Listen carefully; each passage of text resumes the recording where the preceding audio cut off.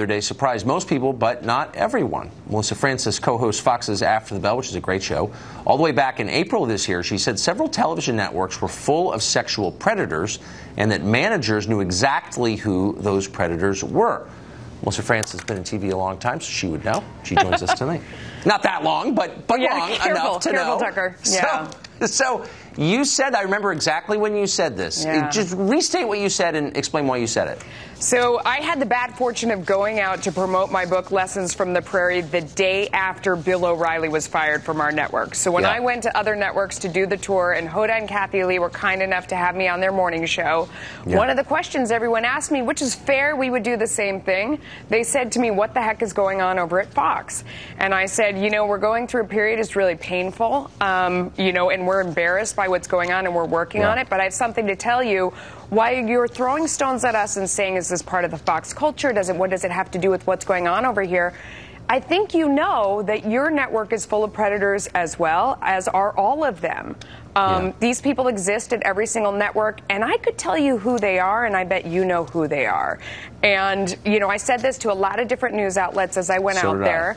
And, you know, at the time, I have to say, when I was at NBC, you know, I had colleagues who I knew of who were assaulted by people sexually. And, you know, one woman who was a friend of mine came to me in tears, and I said, you need to go report this. I've seen you in tears after this incident.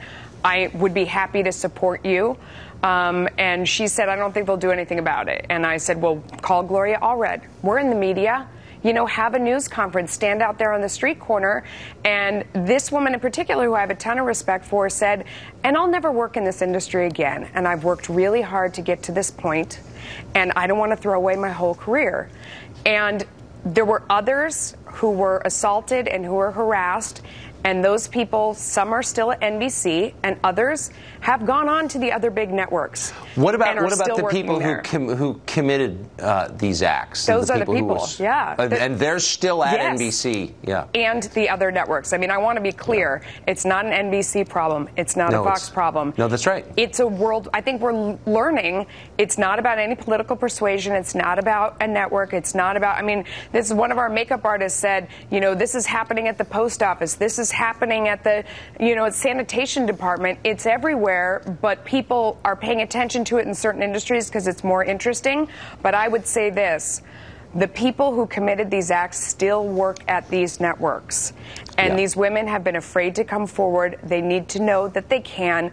My husband said to me at the time, why haven't more women come out at other networks? And I said, I don't know. I hope it comes to that. I hope they feel like they'll be heard and they come out. But those men still work there. And I think I'm sure their names are come out. It's not my place to name them because I wasn't the one assaulted. No, I'm fully aware of what you're talking about. Melissa, thank you for that. That was prescient, to put it mildly. Thank you.